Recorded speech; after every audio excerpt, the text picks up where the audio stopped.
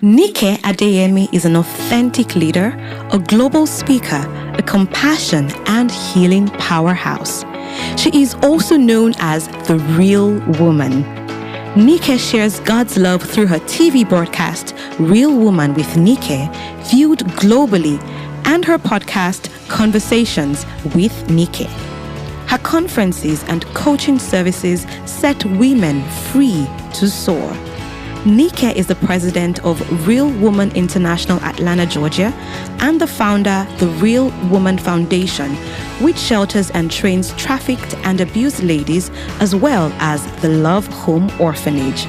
She is the deputy senior pastor at Daystar Christian Center. Nike holds master's degrees in architecture and business administration from Obafemi Awolowo University, Nigeria, and Business Studies, Netherlands. She attended the Harvard Business School Executive Program and is a John Maxwell certified coach. She also holds a double doctorate, Doctor of Divinity and Doctor of Social Services and Faith-Based Initiative from the Heart Bible International University, USA. She is a recipient of the 2022 Presidential Lifetime Achievement Award from the Heart Bible International University, USA. She is also a member of the International Advisory Board of Business School Netherlands and a faculty member of Daystar Leadership Academy. She and her husband, Sam Adeyemi, the senior pastor, Daystar Christian Center, are parents of 3 amazing young adults. Ladies and gentlemen, with a rousing ovation, please welcome Pastor Nike Adeyemi to the Excellence in Leadership Conference 2023.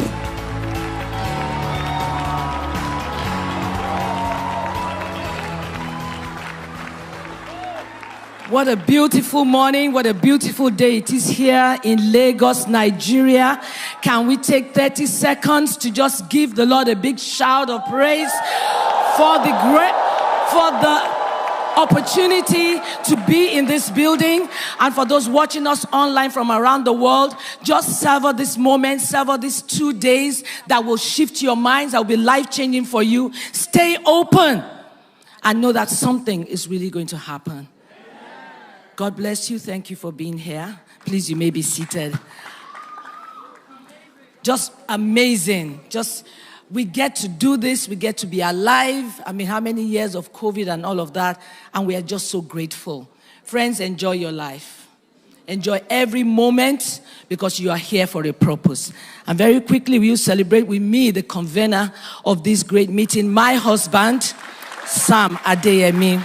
Thank you for leading us well. And we just heard him now, and I'm excited to listen to also the rest of our speakers. And we must move very quickly. Oh, wow, what a beautiful day. Let me look at my time. All right. So we've been talking about what? Mind shift. And it's all about leadership. That seems to be the buzzword now. Right? And what other buzzwords do we have? But that seems to be huge at a time like this. We have other buzzwords like what? Serve breakfast. All those things. All those negative buzzwords will change when we can lead well, when we can be healed in our hearts. And I tell you, something is going to change here for you and in your minds. But very quickly, I want to appreciate we have some schools represented here because we wrote to secondary schools to come join us. It's about the future. It's about the youth. And I'm excited about that as a bridge, as someone who's a bridge between the young and the old. We have to welcome the young continually. You see, we may not be able to prepare the future for the young people, but we can prepare our young people for the future. Did you catch that? We may not be able to do anything about the future. The whole world is going crazy, and that is not anything new because it says darkness will cover the earth and gross darkness the people, right? But it says you will what? Arise. So can our youths arise? Can we prepare them for an uncertain future? Rather than complaining about the future, where's Nigeria going, where's the world going, where the wars and everything. The Bible says there will be wars and there will be rumors of wars. But how can we prepare our hearts to and be ready and to embrace and to navigate the future that is ahead of us? So we're grateful that we have Oregon High School here. There are neighbors, they're right there. Where are the students? Good, give a big wave. Stand up, let's celebrate them. Wow, look at them. They are in school. This is school time, so they're in their uniform, okay? But we figured out, please be seated, we figured out that because this was 9 to 2 every day, they can get in here in time and still get back to school and the parents can still pick them, right? How cool is that? And for the teachers that came with them as well, that's even better because there has to be, you also have to have that mind shift to be able to accommodate them and lead them into the future. We also have the Air Force School, Ikeja. Cantonment from the barracks. Where are you? Stand up, wave your hands. The Air Force School. Ah, look at you. You are blue. And your teachers and your leaders, all you hear on these 2 days, let it affect you and take it to your colleagues that couldn't come, right? So that you can shine bright as our future. God bless you. Anybody else? Any other school represented? I think the rest are still coming. If there's any school I didn't mention, say we are here. Oh, stand up and tell me. I don't know, what school is that? Thank you for coming. Thank you for coming. And you might say, why secondary schools? Why not? Why not? Because the future, the young are really our hope. And we must break the cultural barriers that exist between us. So the title of my, the subtitle I've given to my message or my word at this time is The Shift at the Well. The Shift at the Well. Now there's this story, and it's of course from a great and amazing book, the Bible. A woman from Samaria came to draw water. She came to the well. She came to the well. And we've acknowledged the leader of all leaders. I belong to the school of Christ. As a Christian, don't just be a follower of Christ, but be a member of his school. Enroll in his school. Study how he walked, how he lived. He was literally the power of God, but he was also the wisdom of God. So this man, our great leader, Jesus Christ, he came to a well on a particular day. He was tired. And you can find that story in John chapter 4. He was tired and he sat by the well, and his disciples had gone for food. I don't want to go down that path because I often wonder why all of them went for food. Like all 12 of them. Like seriously? This man was very simple, and you must appreciate his humility and bring it into the present, that he didn't even insist that one of them had to stay with him. Like, how can all of you go? What was the mentality? Anyone that stays, you are in trouble because work will continue. Right? Miracle, no, they tire Jesus. It's since that time. This man never gets tired. Work after work after work. So if you stay at your own peril. All 12 of them went to buy food for the 13 of them. But let's leave that aside. So he was left alone, and he sat by this well. And then he saw this woman. This woman was from Samaria, a woman of Samaria. And the woman said to him, how can you ask me to give you water to drink? He said to her, woman, give me water to drink. And she started her whole, all her ramblings and all that. We know the rest of the story. And that's from verse 7 all the way to the end. You'll see their conversation. She said, how can you ask me, But he said, look, if you knew who was speaking to you, you will ask water from me. And what did she say? She said, you don't even have anything to draw with. So she noticed his hands. She noticed what he had, right? Or what he didn't have. That's not difficult, right? Sometimes it's just a quick scan, right? And someone looks at you from head to toe. The color of your hair, your shoes, and they've made up their minds about you. That's an art. That's not. But the conversation continued. And he continued to talk about what he could give her in terms of water and all that. But she had her own, of course, her own ideology and all that. But somewhere along the line, when she said, okay, give me this water so I will not thirst again and come here to draw. And then that is when he now brought out his joker. He said, go and call your husband. This is not about husband or not, but that was what the hook that he used. For he was a prophet. He had seen through her. But he didn't have to come and say, This is Prophet Jesus here. Woman, I can see. You have 5 husbands. You've married 5 times. And that is not even the issue. The fact is right now, the person you are living with is not your husband. You are just shacking up. Therefore, you will go to hell. How would that change her? How would that do anything? How would that break the cultural barriers? How would that heal anything? I believe that leaders are healers. It depends on what you want to heal. Some heal your finances. If you come near them and you listen to them enough, your finances will be healed. Some heal your emotions. Some heal various things. We shine our lights in different ways, and that's why you can't compare yourself to others. It's foolishness. Because your calling is not mine, your race is not mine. What you are called to heal is not what I am called to heal. What you see and stands out glaringly to you is not what stands out glaringly to me.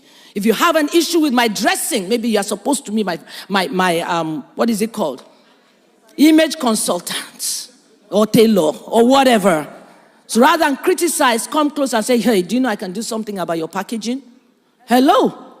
Because you want to heal how I package myself. That is something worthy, and that is a work right there. Hello? And so he noticed that about her, and he began to engage. But I like this story. It resonates so much with me because it's conversation. It's non-judgmental. It's breaking cultural barriers in a silent way. She said to him, how is it? When he came and said, give me water to drink. She said, how is it? Her first words are, how is it you being a Jew should ask me, a Samaritan? You should not even, see, we don't talk. Hello? We're not even supposed to be having this conversation. But he was a bridge builder. He was love, and he is love. And love finds creative ways to reach people.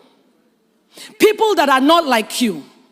People who also are human beings and need the love and need the empowerment and need the lifting from where they are.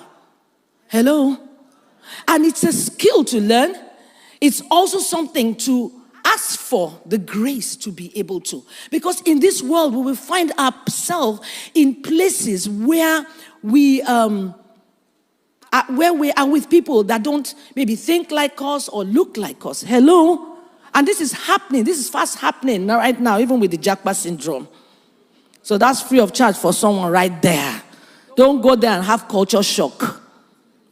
But when we talk about cultural barriers, he overlooked that. He broke that protocol in order to heal her soul, in order to set her free. This woman was a leader. Leaders don't always look like, how do I put it? I think by now we know that the picture of a leader is not always this, tall, huge-looking, stern-looking male or female. I know, by now we know that, right? Because even there was the story of David and the story of how the next king was to be chosen from the house of Jesse. And Eliab, the oldest, was there. And even Samuel the prophet, surely the Lord's, the next is before. And the Lord said in his heart, I have rejected him. But he looked the part. But it turns out there was this forgotten person in the fields keeping sheep. Hello? He didn't look the part, but that was a chosen leader. So it's not about how you look, but it's how you're the posture of your heart. And that's why we will be talking about heart issues. And that's where I believe that the crux is. Because, it's a matter of the heart. And so he started this conversation with her. And she thought that this was one of those other men. Just one of them again. Amen. You want to toast me? I'm gone beyond. Look, see, I've gone beyond all of that. And so she had an attitude, right? And she was going to cut him short and all of that. But he did not stop. He continued. He did not take offense because he had what? A mission. And if we're going to break the cultural barriers between us and the young people, we must be mission-minded. We must be love-minded. We must not be critical-minded. We must not be poised to, cut them down, look down on them, because we will not be doing ourselves any good. We must find creative ways to reach them and to say, look, we're in different generations, but how can we bridge that gap? How can we have conversations that will bring us into their world so that they can learn from us and we can learn from them? Hello? I hope I'm still with you. So at this well, there was a shift. There was an exchange that happened. Sometimes what you think you get at your destination is not what you expect. She went there to draw water, ordinary water, but she found life at the end of the day. She found her calling, she found her purpose. After searching for it for so long, because she searched for it in men. Marriage is good, but how come her marriages kept failing? Hello? How come her marriages kept failing? You would almost quickly think that she was the problem, right? Because she was the common denominator in all these 5 marriages that did not work. So can she really blame it? Can she really say, it's men, it's men, it's men? Or is it her that has something that is not healed? Of course, something in each of those partners too, right? But 5 is a lot. And she decided no more. And when she decided no more, she didn't even have the esteem to maybe stay single. Right? She still had a man. In the bed. In the house. The only thing now is that she felt she was wiser and there's no need to tie the knot. Hello? But how are we going? We're not bashing this person. A healing mentality, when we from whatever perspective of what we do, is the way to go for leaders. If you want to be the president of any country, you must be thinking, how do I heal my nation? If you want to be the head of any organization, you've got to think healing, because you are solving problems and there are human beings in there that you will interact with. This woman was a leader, but her potential was not, had not come to light, to fruition. Her light was dim because she was in the wrong place and she needed to be set free. Tell your neighbor, be free. One thing about light, it will illuminate you. And we've talked about that a lot. I mean, the light of the world. I kept hammering on that all through this year. Light, one thing about light is it will expose. It would illuminate. It will not leave you the same. So leaders are light. People are light. How are you shining your light? So it crossed the barrier of culture to get her heart. When we are after people, we leave them better and not bitter. Many years ago, I found an ordinary meeting place. I could say this was like a well. It was a brothel that I chose to go into with intention, being deliberate to strike up a conversation with any of those girls. I was just hopeful that I could get into their world. And you asked me, what was my business? Well, I was concerned. And I just cared enough. And I was following my heart. So I get in there, and I struck up conversation with a girl. Her name was Sandra. Don't worry, they never used their real names anyway. And I started a conversation with her. I was wondering, where would this lead? And, I was just saying, I'm looking for someone. I'm looking for my sister. Just rambling and all that. Until I couldn't go any further. And then I, declared my manifesto, And I started a conversation. Hey, you're a fine girl. What are you doing here? And that was how she became my first, literally convert in that place. She became my first, friend, gave her heart to Jesus, and through her, I could reach her other friends. The rest is history, because that was the beginning of the Real Woman conferences and seminars out there, and then later on the Real Woman Foundation. So for the conferences, yes, we share, and then we have conversation, Q&A, asking questions, letting them ask questions, answering, and there being interaction. So it's a two-way street, people, even for leadership. It's not talking at people. It's not talking down at people. We have a lot to learn also from people that are on the other side, whether it's between older and the younger, or whether it's between you and someone of another race, or even, let's bring it down to Nigeria, another tribe.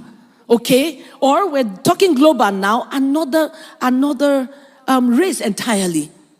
Hello? If you want to go and live in Australia, think about it. How do they think? What are their behaviors? We're not saying you should totally not be yourself again and stop being a Nigerian or stop being an American or whoever you are. But take the time to get into their world, to find out how they operate. That is love. And that is breaking cultural barriers. And with that, we will be able to lead effectively. You can't lead people that you don't know. And that's why sometimes you have to take the pains to learn the language. Hello? To learn the language of where you want to go and live or whoever you want to live with, deal with. So does it mean we have to learn the language of the youth? Yes. Someone's like, oh, you're already cringing. Because you're like, I can't even get over some of their slangs and abbreviations. It's not that deep. Just have a mindset of humility. Calm down a little bit. Hello? For a long time on social media, I think it was Instagram, I would see POV. I didn't ask anybody. But one day it dawned on me one day that it meant point of view. Am I right? Just care enough. Don't say which one is POV. In our time, we did not. Excuse me, you can't go back. Smell the coffee. We're in a new era. We're in the future. It's evolving. Stop saying the good old days. Hello? The best days are here. It's what we make of it. It's what we make of our world. Courage is what leaders are made of. And you see, because when we hear the word courage, we think, someone wants to go and climb Mount Everest and get there and say, I was courageous. Courage sometimes just means stepping out of your comfort zone. It just means going to talk to that unlikely person. Though you think the person might snub you. But courage is just taking that step. And it works hand in hand with love. And so let's zero in on that woman by the well. She was a potential leader, but her insecurities were not helping at all. Until we heal our subconscious minds, and we renew our minds and our innermost beings, we will not be able to lead effectively. We will not be able to lead maximally because there will always be a cap. For many of us, things have happened to us over the years. Words were spoken. Actions, certain things were done to us at a certain time, in one way, or even in many ways. And that sank into our innermost being, and we carry on with life like that. So we're in places of leadership, we're in places of authority, we're in places, whether at home, whether in the family, whether at work, but there's this thing on the inside, and it's called a low self-esteem. It has to be healed. It has to be dealt with. And sometimes it's not just about chanting, I'm the head, I'm not the tail. And that is important because affirmations are good. But you have to be intentional about knowing that something happened that broke you. Your heart was broken. 1 time, 2 times, 3 times. How many times? That little heart, it could have been when you were 5 years old. It could have been when you were 16 and now you are 40. Hello? We have to go there. Because if we don't go there, we will have that form of leadership. But there'll be little power to back it up. There'll be that form that, a new leader has come. But then we are dashed again. Because the person is still what? Human and unhealed. Until we go to that place and let healing happen, we will not be fully free. This woman was excited because she said, come see a man. She dropped her water pot and she went to town. Said, come see a man. This man has healed me, he's helped me. He really set me free. Different from the other men that I thought I could use to cover up, to placate the pain in my heart. Hello? And so talking even about marriage, if you're not healed, you bring that into a marriage and it will be a struggle. So get healing, get that restoration of your esteem. We look around, many leaders suffer from a poor self-esteem.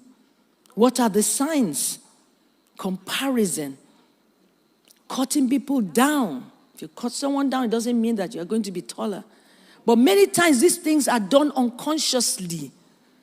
They don't plan to do it. You don't plan to do it, right? Because I'm talking to leaders here. We are all leaders. But I believe that inner healing is the starting point. It is. To be healed is to be comfortable in your skin, to be comfortable in how God made you, to come to that point where you are whole, you are happy. On the inside, there is a joy. Right? And you know that it's not about what you wear and what you do not wear. You've got to put on clothes. It's packaging. You've got to be covered up. How you want to be covered up is different from how I want to be covered up. Hello? It's not about how your hair is, whether it's bone straight or natural. It's about you understanding that those things don't make you. Hello? And for sometimes it takes a journey. Now, if when you were growing up, you had words, your parents loved you enough to speak kind words to you, to build your esteem, to correct you in love. Because when you don't correct a child, you don't love that child. When you don't correct a child, you have esteem issues. Yes. You want that child to love you, like you, but that's in the short run. In the long run, the child will hate you. Because you didn't tell the child the truth. You eagerly wanted to be so liked. And that also is still coming from an unhealed place. Hello? And that's why we see our Master Jesus. There were times where he was, soft, right? And there were times when he was hard. But it's still all what? Love. There were times he held a whip and went into his father's house and turned the tables. I said, you have made this place a den of thieves. But it's a house of prayer. It's not what it should be. He didn't pass on by and say, what is my business? The world is your business. The earth is your business. He said, the earth he has given to the sons of men. He gave us the earth. He said, take care of it. Because he said to Adam, he said, have dominion on this earth. Right? And he gave the woman too. So we are included. He didn't say dominate her. He said dominate the birds of the air, the fields, the animals and all that. He didn't say dominate one another. He said together, with that synergy and that cooperation, do amazing things. Both genders are to work together. Hello? To bring flavor to the earth. Whether in a family, in a marriage situation, whether in an organizational situation, whether in a sibling situation in the family, whether, in any situation, whether in excellent leadership conference, hello, we have male and female, not right? Let me say no more.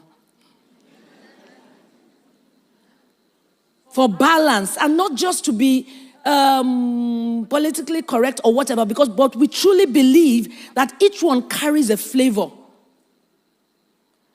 in how they are wired and in their journeys, in their experiences, in their revelations, and they will deliver what they know. I won't deliver what I don't know. Hello? And because I'm not sent to everyone, this message may not be for everyone. Maybe the speaker coming after me is the one that will do it for you. Boom, like, strong one. Strong meat, slides and all of that. And that's good. I use slides too sometimes. But be open and less judgmental. Courage. Overlook what people say. Overlook the naysayers. Naysayers are doing their own assignment too. Do yours. Confidence in who you know, who you serve, who you belong to. People are more important than things because people have souls. Let healing begin from our heart.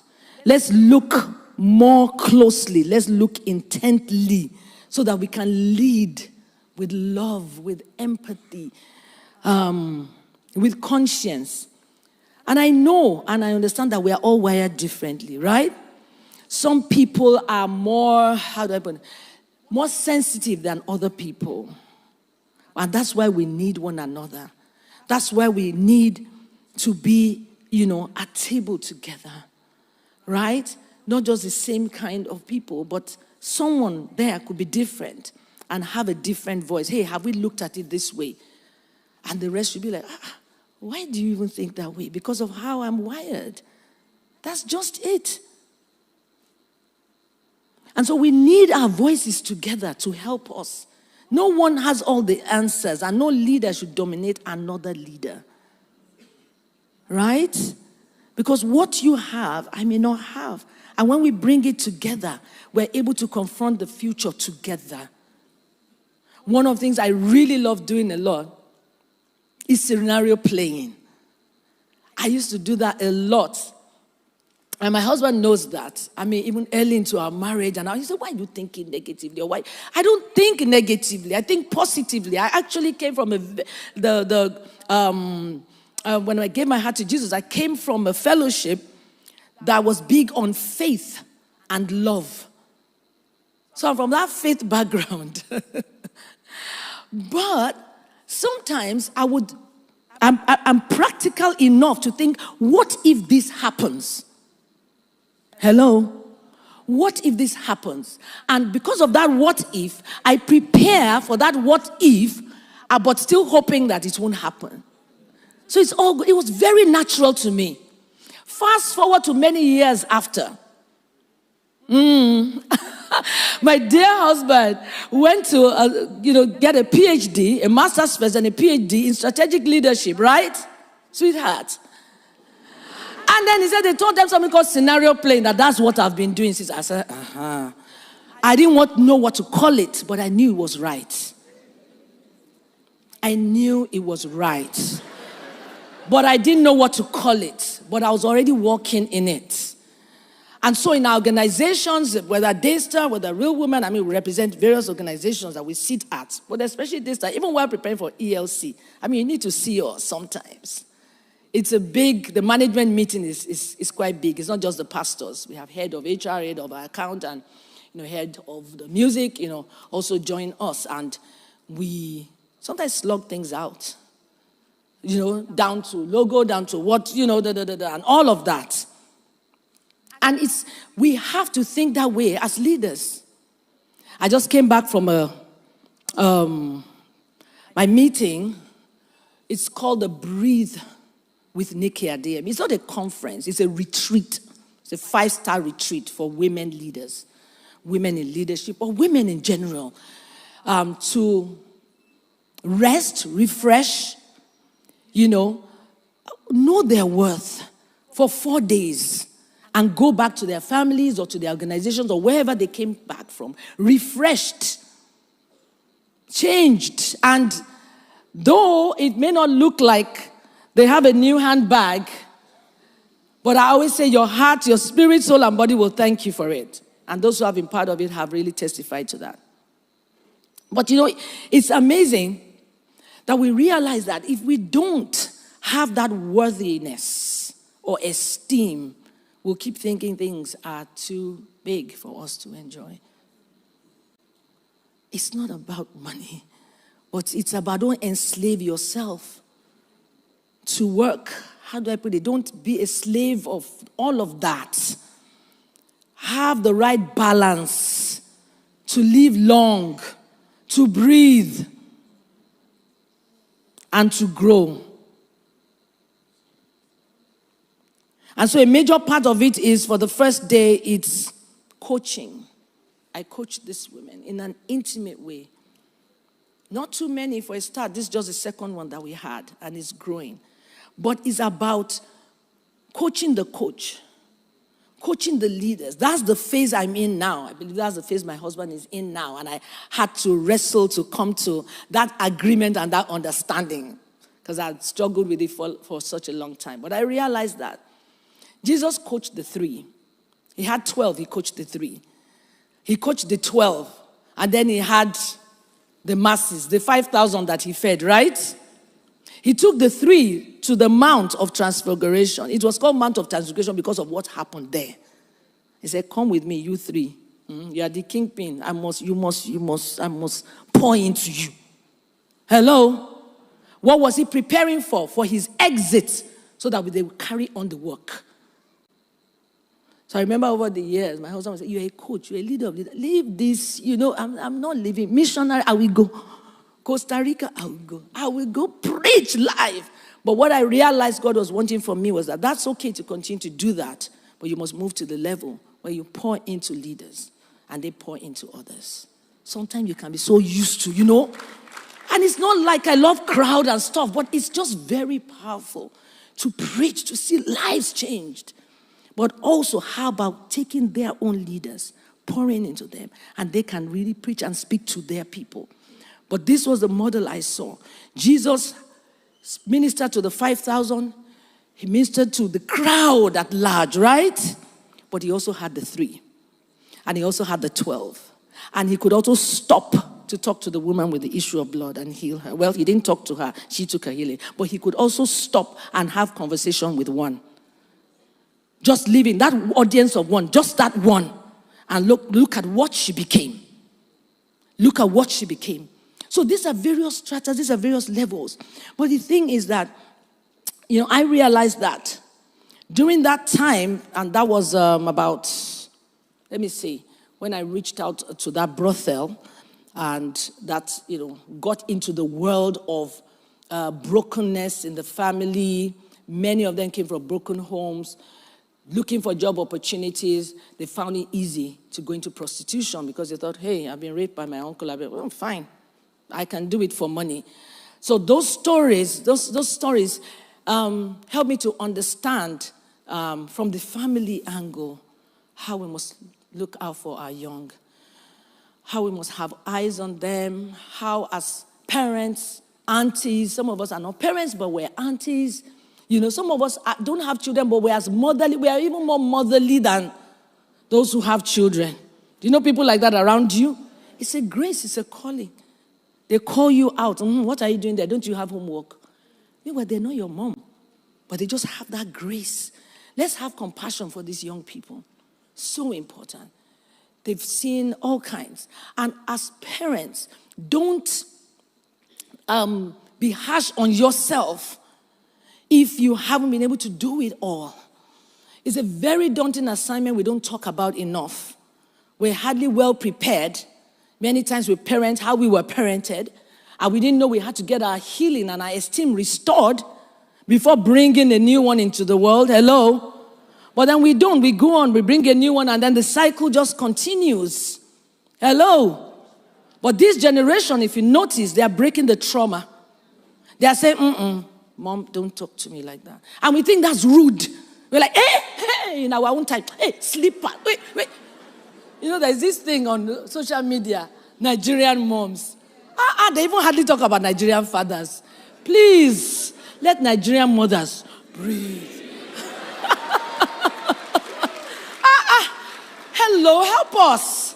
There's a lot of pressure on moms, on women, and there's a lot of pressure on men too. Don't cry, you're a man, hold it in.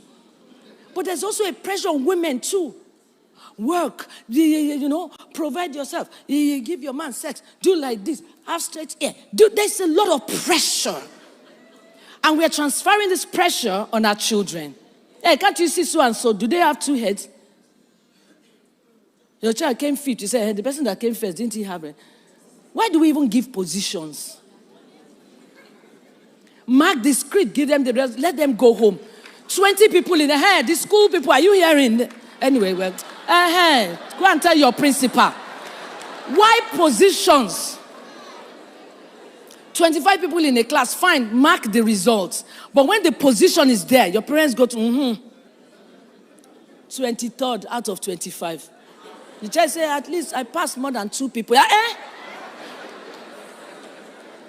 I personally feel there shouldn't be position because that's comparison.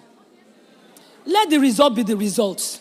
If it's 23% you got, we already know that that's not good. But we don't need to know what did the others get. Because if the highest was 29, you'll not be like, I shall tried. 29, 23, you all failed. What really is the motive or the mentality? Because it's just the beginning. It's not even half time yet. It's not even the end. And that sets us up and sets children up for comparison. Because in life, subconsciously, you get your result, but you want to know what the other one got. That is why even in Jesus' time, was it one of the disciples that asked, how will this one die or something like that? And Jesus said, what has that to do with you? Mind your own business. But we don't mind our business because if you are 8, you came 8 out of 30. Who came first? Second, third, that's the person to beat. Why? Beat your own record. So if there are no positions, if you got 50%, tell yourself that next term I'm going to get 60 or 65. I'm going to do what? Better. Teachers, are you listening? Heads of schools. Can we have a mind shift about that? So we ease this trauma. From generation to generation, we can stop it somewhere.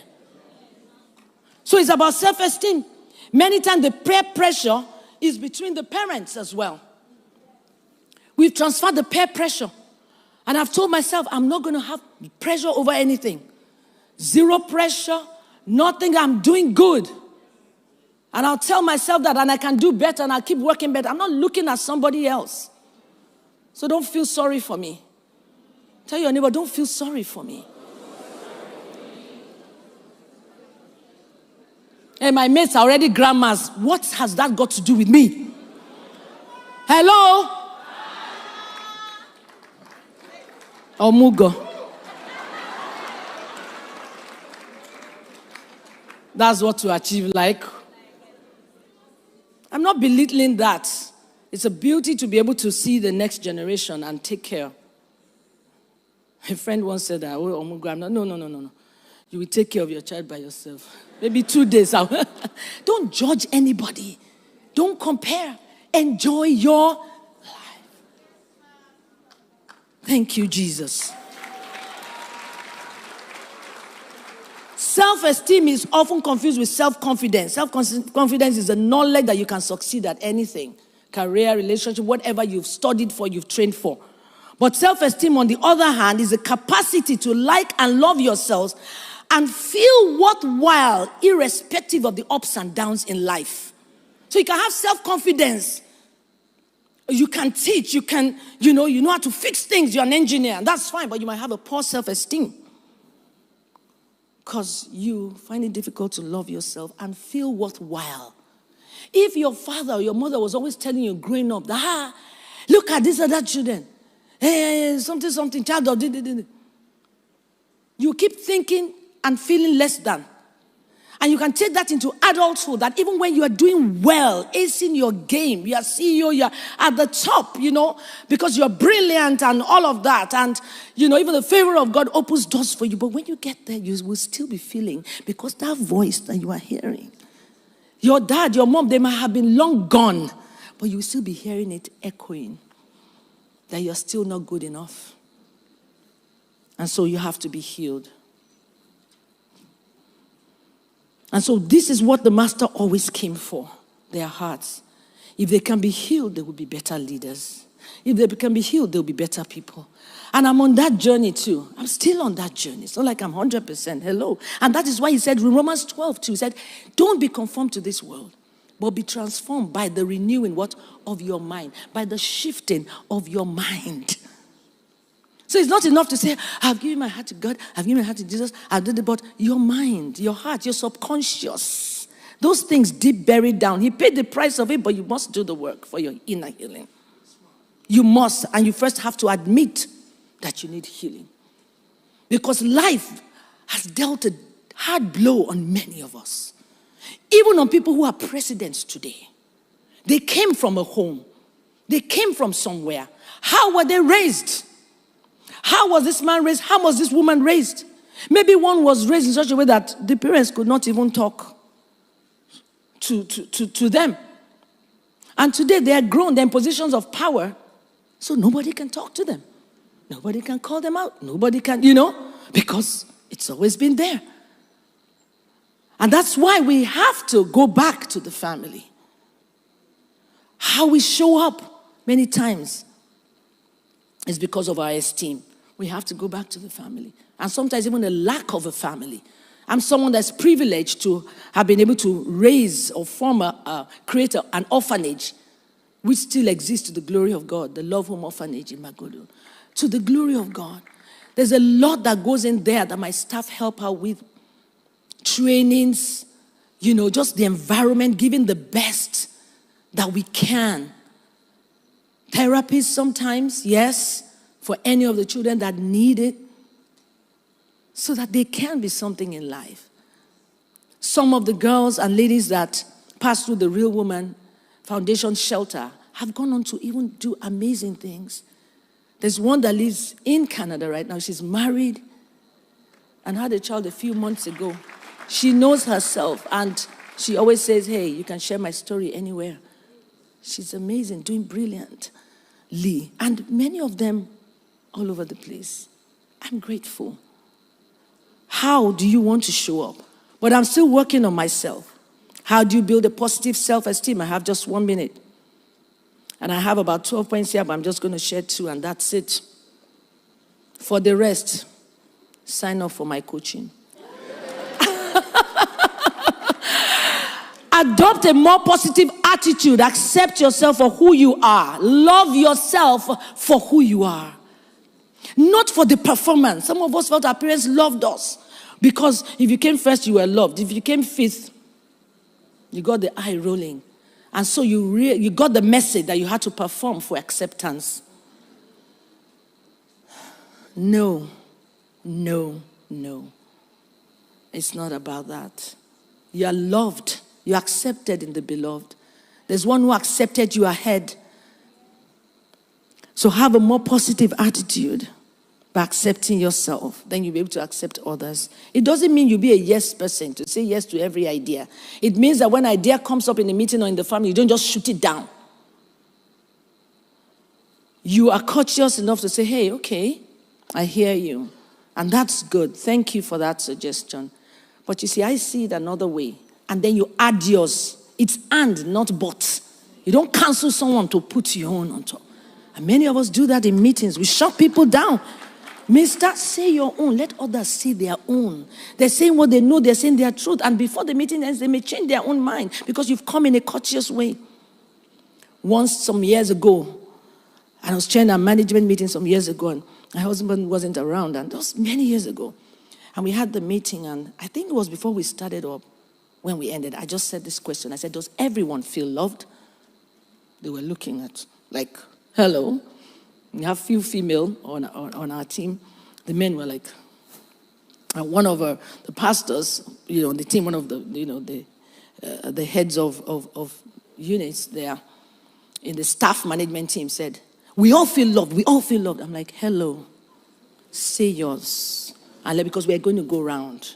If you feel loved, that's in this organization, say, I feel loved, then drop yours, because I'm going to go around. By the time we got to the 6th person, it was like tears. It was just literally, for a man to be in church, I said, well, I feel, and he said it's true. And there were apologies said on that table that day. And that was it, and I was out of here. That's just the way I'm wired. It doesn't mean I'm perfect. It doesn't mean I'm always loving people. Hello? When I'm hurt, sometimes the mean side comes out, but I'm like, Nikki, calm down. We all have the tendency to be mean. Hello? But you just have to be aware. I know when I'm being mean. I'm like, Nikki, this is not you. Right? Because sometimes you say, all this love. I don't want to be a pushover. Hello? You talk to yourself. Be real. Be frank with yourself. Be honest. Have that conversation with yourself. So I'm talking to leaders because I think my passion is for leaders, especially women. But of course, men too. Men too have gone through a lot.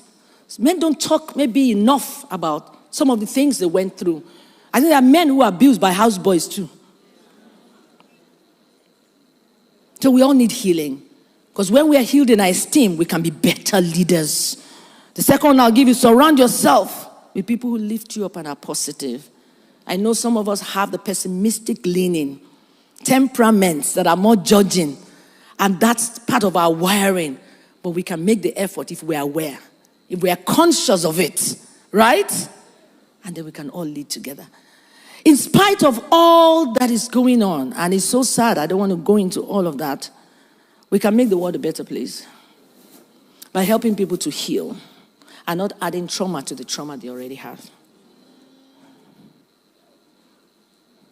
How will you show up in 2024? How will you impact this uncertain world? What have we seen in 2023? What do we know 2024 is going to present? More wars? More, I'm not a prophet of doom. But the thing is that if it goes more in that direction, what kind of person are you going to be? A fearful person that would hide? How are you going to show up? Show up healed. Show up as a solution provider. Show up to catch those who fall. Rather than denying the fact that there will be no war and everything will just be beautiful and, we're not in heaven yet. Leaders, it's time to step up, including the young. God bless you. Lord, I thank you for everyone under the sound of my voice, whose heart is broken, whose heart is bleeding. Leaders young and old, too old and accomplished to acknowledge their pain and their shame. Let the cloak of shame be removed.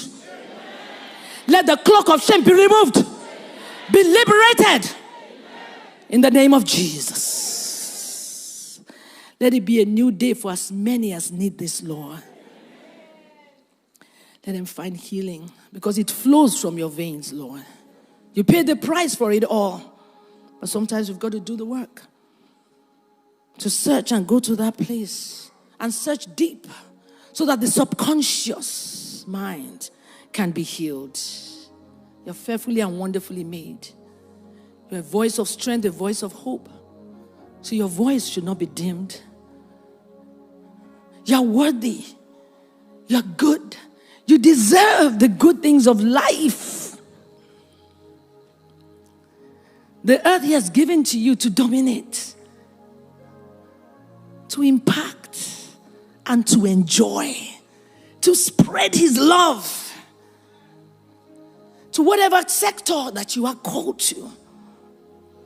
Nothing is too mundane to call irrelevant. Please step up. Quit feeling sorry for yourself. It's time to go beyond. It's time for healing. I pray for healing for everyone, even in our nation, from the president to the least person who says he doesn't need healing. That people have all the good things of life doesn't mean that there's a void somewhere. It doesn't mean. How were they brought up? What was the life?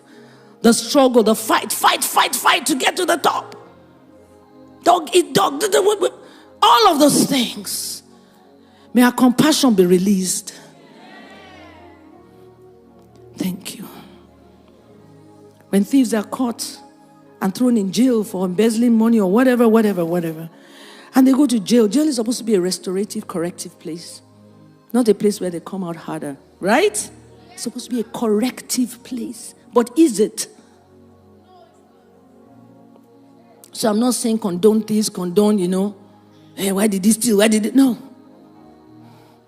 Let's be more compassionate and bring solutions that truly heal and move us forward.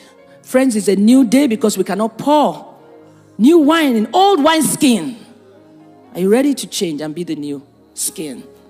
That you may contain what the Lord is doing in the earth in the days, weeks, and years to come. And so shall it be. In Jesus' name. Amen.